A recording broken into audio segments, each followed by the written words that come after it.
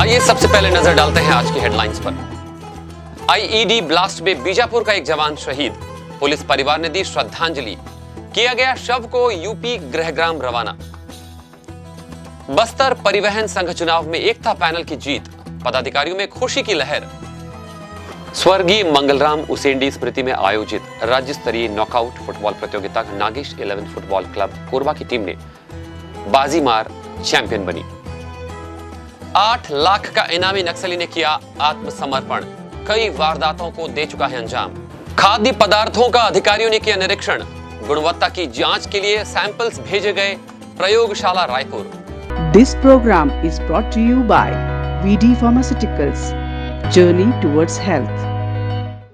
बस्तर की बात में दिन भर की खबरों के साथ मैं हूं अमीन लीला।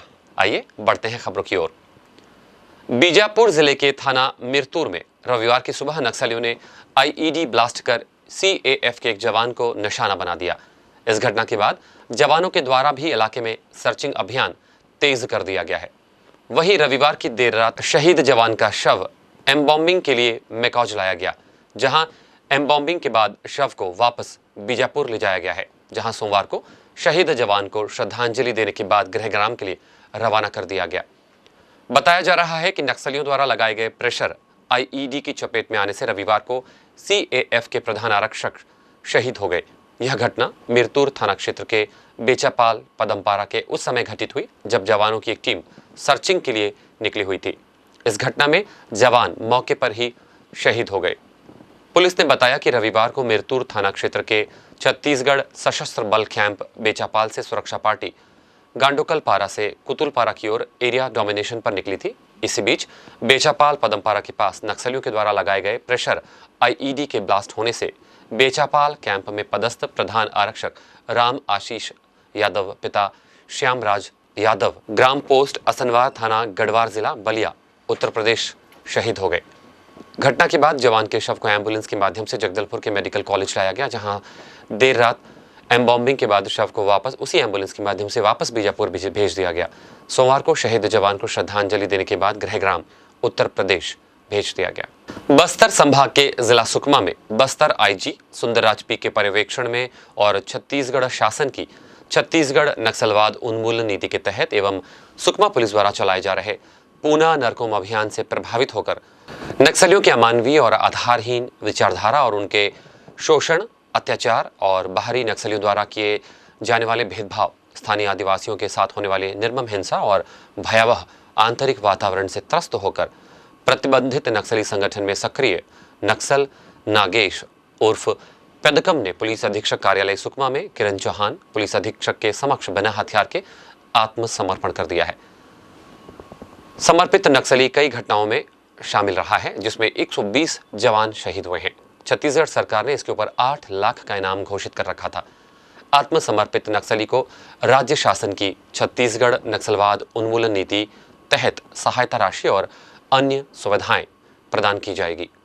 इस बारे में पूरी जानकारी दी पुलिस अधीक्षक किरण चौहान ने।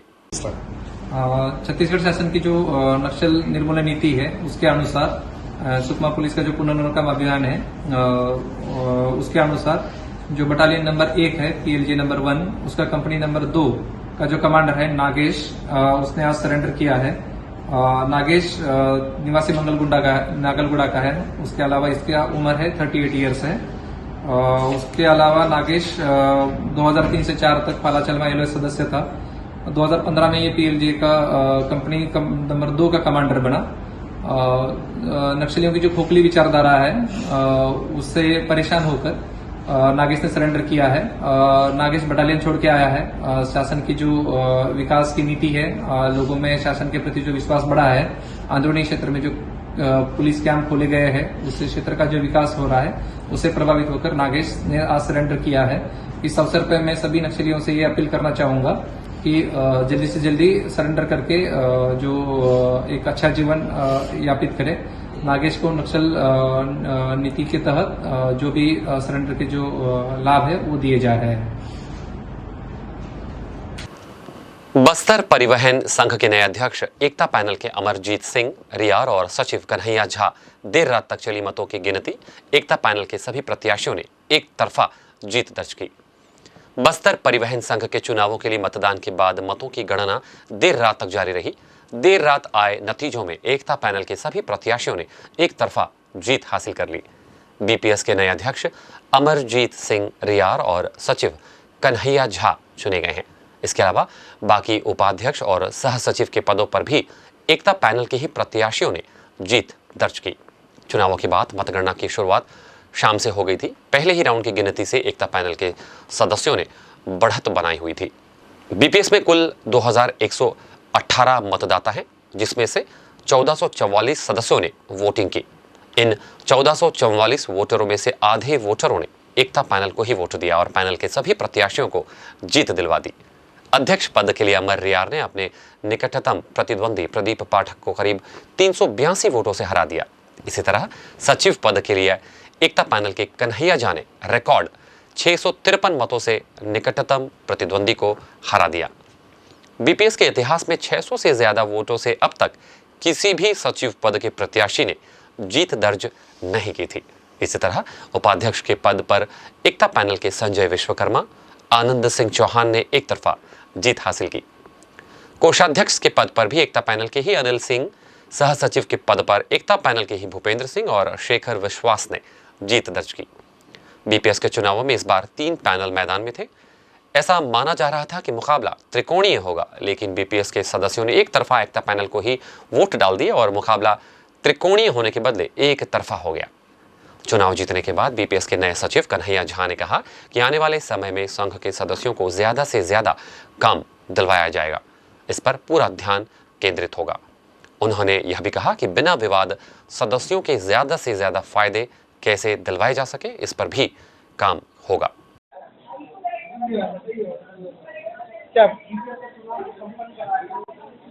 बीपीएस का जो है 2024-25 एक वर्ष के लिए जो है मेरे द्वारा चुनाव संपादित किया गया, जिसमें जो है एकता पैनल वाले जो है घड़ी चुनाव चिन्ह वो एक तरफा विजय प्राप्त किए हैं। अध्यक्ष पद के लिए जो अमरजीत सिंह विजयी थे, उपाध्यक्ष में संजय विश्वकर्मा, आनंद चौहान, और सचिव में जो है राजेश दाऊद, कन्हैया झा, और सह सचिव में शेखर विश्वास, भूपेंद्र सिंह ठाकुर, और कोषाध्यक्ष में जो है अनिल सिंह, ये सब विजयी हुए हैं और चुनाव लगभग एक तरफा था।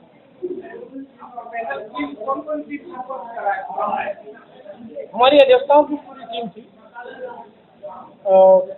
जिसमें नितिन गुनामर, राहुल सिंह, अमरेंद्र दीक्षित और मेरे 15 जूनियर और लगे हुए थे काउंटिंग पूरी प्रक्रिया में। हम लोग पूरी लगभग 19-22 लोगों की टीम थी, 19 से 20 लोगों की टीम थी पूरी। सफलतापूर्वक चुनाव संपन्न कराए, कोई विवाद की स्थिति निर्मित नहीं हुई है और बीपीएस के चुनाव में कोई विवाद निर्मित होता भी नहीं है, शांतिपूर्वक ही चुनाव होता है। और चुनाव को संपन्न कराने में परिवहन संघ के जितने सदस्य हैं, प्रशासन, पुलिस प्रशासन, इन सब का जो हमको बहुत सहयोग मिला है और इनके लिए हम आभार प्रकट करते हैं कि जो है सफलतापूर्वक शांतिपूर्वक हमारे चुनाव को संपन्न कराने में सहयोग करा। वन मंत्री केदार कश्यप ने रविवार को नारायणपुर विधानसभा के अंतर्गत भाजपा मंडल भानपुरी के गांव सोनारपाल के परिवारजनों के साथ प्रधानमंत्री नरेंद्र मोदी के मन की बात सुनी। मंत्री कश्यप ने मन की बात के 110वें संस्करण सुनने के बाद कहा कि वन्य जीवों के संरक्षण की दिशा में देश तेजी से आगे बढ़ रहा है। वहीं वन्य जीवों को बचाने टेक्नोलॉजी का भी उपयोग किया जा रहा है। आज देश में ड्रोन दीदी की चर्चा हो रही है। महिलाएं प्राकृतिक खेती कर रही हैं। पीएम मोदी ने देशवासियों के कहा कि कुछ दिन बाद 8 मार्च को हम महिला दिवस मनाएंगे। यह विशेष दिन देश के विकास यात्रा में नारी शक्ति के योगदान को प्रणाम करने का अवसर है। महान कवि भरतियार जी ने कहा है कि दुनिया तभी समृद्ध होगी जब महिलाओं को समान अवसर मिलेंगे। मन की बात में प्रधानमंत्री ने कहा कि आज देश में कोई भी क्षेत्र ऐसा नहीं है जिसमें देश की नारी शक्ति पीछे रह गई हो। एक और क्षेत्र में जहां महिलाओं ने अपनी नेतृत्व क्षमता का बेहतरीन प्रदर्शन किया है, वहीं प्राकृतिक खेती, जल संरक्षण और स्वच्छता, केमिकल से हमारी धरती माँ को जो कष्ट हो रहा है, जो पीड़ा हो रही है, जो दर्द हो रहा है, हमारी धरती माँ को बचाने में देश की मातृशक्ति बड़ी भूमिका निभा रही है। देश के कोने कोने में महिलाएं अब प्राकृतिक खेती को भी आजमा रही हैं। मन की बात कार्यक्रम को लेकर वन मंत्री केदार कश्यप ने कहा कि प्रधानमंत्री मोदी छोटी से छोटी बातों का सूक्ष्म अवलोकन करते हैं। आज हम सबके जीवन में तकनीक का महत्व बहुत बढ़ गया है। मोबाइल फोन हो चाहे डिजिटल गैजेट्स, हम सबकी जिंदगी का अहम हिस्सा बने हुए हैं। डिजिटल गैजेट्स की मदद से अब वन्य जीवों के साथ तालमेल विकसित करने में हमें मदद मिल रही है। कुछ दिन बाद 3 मार्च को विश्व वन्य जीव दिवस भी है। इस दिन को वन्य जीवों के संरक्षण के प्रति जागरूकता फैलाने के उद्देश्य से मनाया जाता है।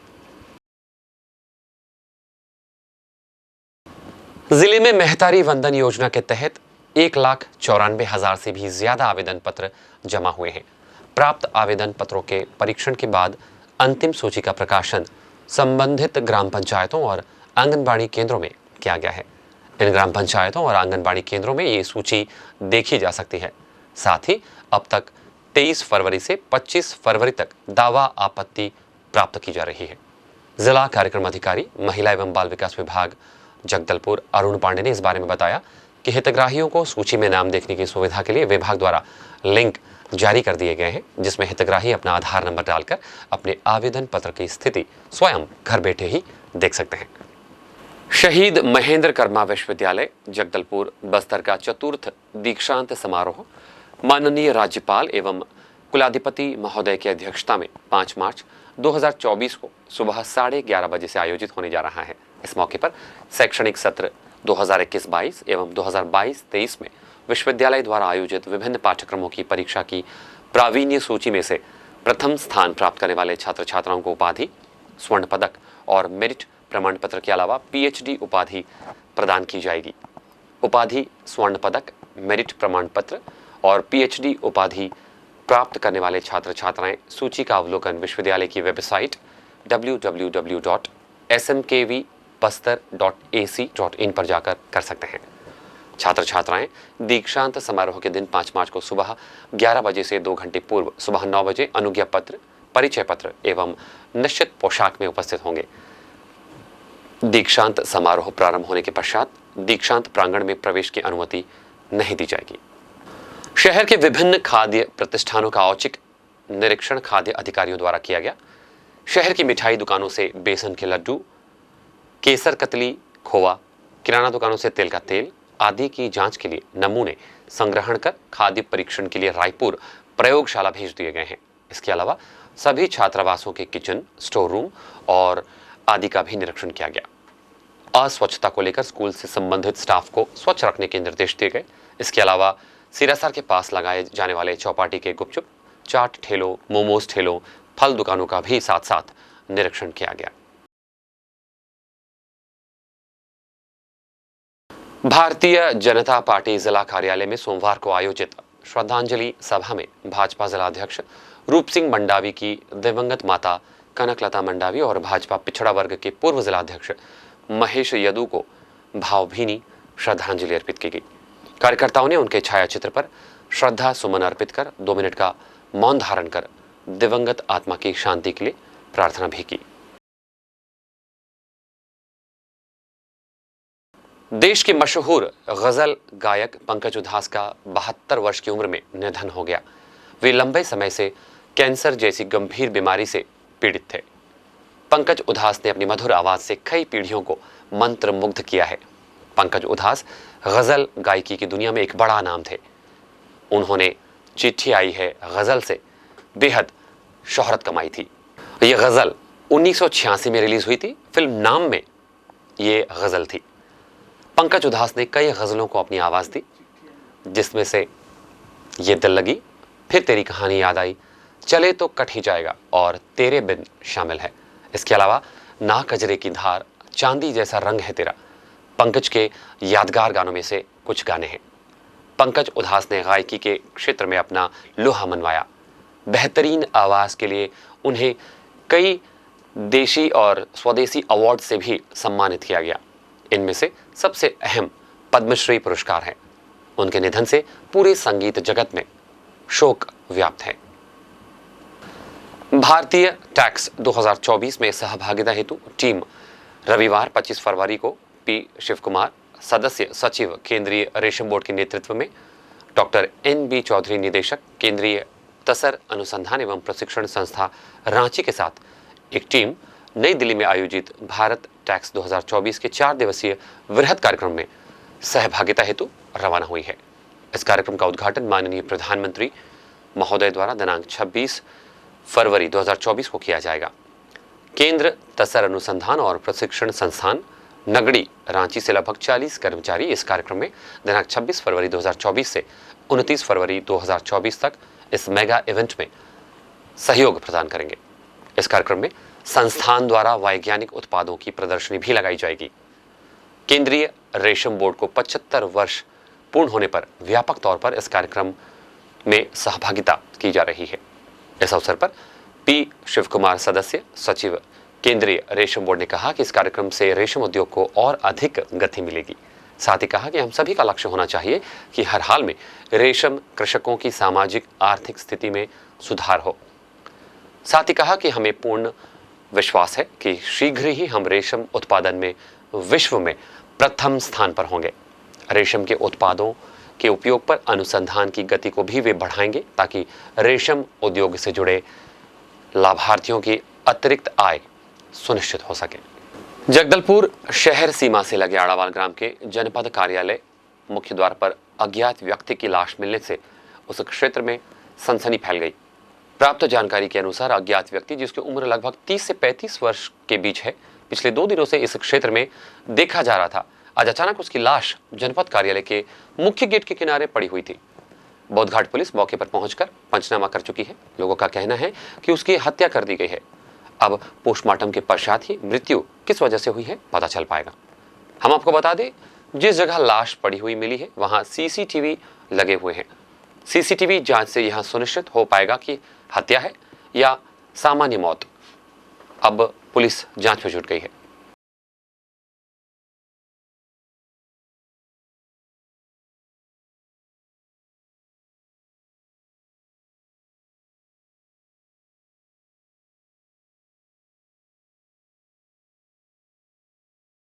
बस्तर संभाग के जिला कोंडागांव में स्वर्गीय मंगलराम उसेंडी की स्मृति में आयोजित राज्य स्तरीय नॉकआउट फुटबॉल प्रतियोगिता का समापन रविवार को फाइनल मुकाबले के साथ हुआ। स्वर्गीय मंगलराम उसेंडी की स्मृति में राज्य स्तरीय नॉकआउट फुटबॉल प्रतियोगिता का फाइनल मैच रविवार को खेला गया। यह match Nagesh 11 football club Korba और साहा फुटबॉल क्लब कोंडागांव के बीच खेला गया। मैच के शुरुआत में ही नागेश ने 1 गोल करके मैच में बढ़त बना ली। वहीं साहा ने भी कई प्रयास किए पर गोल मारने में असफल रहे। नागेश क्लब ने मैच में आगे और 2 गोल किए। इस प्रकार मैच को 3-0 से जीतकर नागेश 11 कोरबा की टीम टूर्नामेंट की चैंपियन बन गई। फाइनल मैच के मुख्य अतिथि नीलम टोप्पो, CEO जिला पंचायत कोंडागांव, जेवियर टोप्पो महाप्रबंधक उद्योग विभाग, RD साउ, एक्स फीफा रेफरी, सुधा कुमार वरिष्ठ खेल अधिकारी, जसकेतु उसेंडी, महेश चौहान उपस्थित रहे। मैच में क्लब के सीनियर आचार्य अमल, महेंद्र यदु, सूर्या भी उपस्थित थे। टूर्नामेंट में सभी मैच में उद्घोषक वीरेंद्र दीवान और प्रांजल गुप्ता रहे।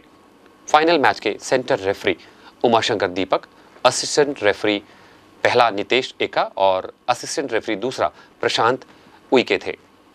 फोर्थ ऑफिशियल प्रहलाद पट्टावी और मैच कमिश्नर स्वपन मुखर्जी रहे।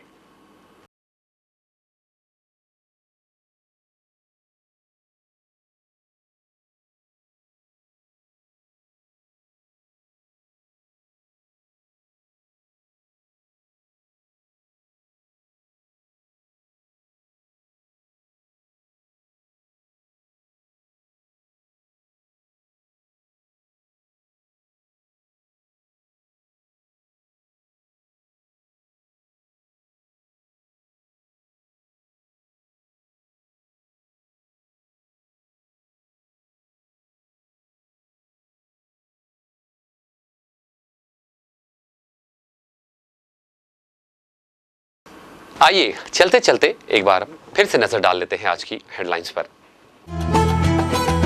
आइए सबसे पहले नजर डालते हैं आज की हेडलाइंस पर। IED ब्लास्ट में बीजापुर का एक जवान शहीद, पुलिस परिवार ने दी श्रद्धांजलि, किया गया शव को यूपी गृहग्राम रवाना। बस्तर परिवहन संघ चुनाव में एकता पैनल की जीत, पदाधिकारियों में खुशी की लहर। स्वर्गीय मंगलराम उसेंडी स्मृति में आयोजित राज्य स्तरीय नॉकआउट फुटबॉल प्रतियोगिता नागेश 11 फुटबॉल क्लब कोरबा की टीम ने बाजी मार चैंपियन बनी। 8 लाख का इनामी नक्सली ने किया आत्मसमर्पण, कई वारदातों को दे चुका है अंजाम। खाद्य पदार्थों का अधिकारियों ने किया निरीक्षण, गुणवत्ता की जांच के लिए सैंपल्स भेजे गए प्रयोगशाला रायपुर। बस्तर की बात में आज बस इतना ही। कल आपसे फिर होगी मुलाकात कुछ और ताजा तरीन खबरों के साथ। तब तक के लिए हमें दीजिए इजाजत। नमस्कार। This program was brought to you by VD Pharmaceuticals. Journey towards health.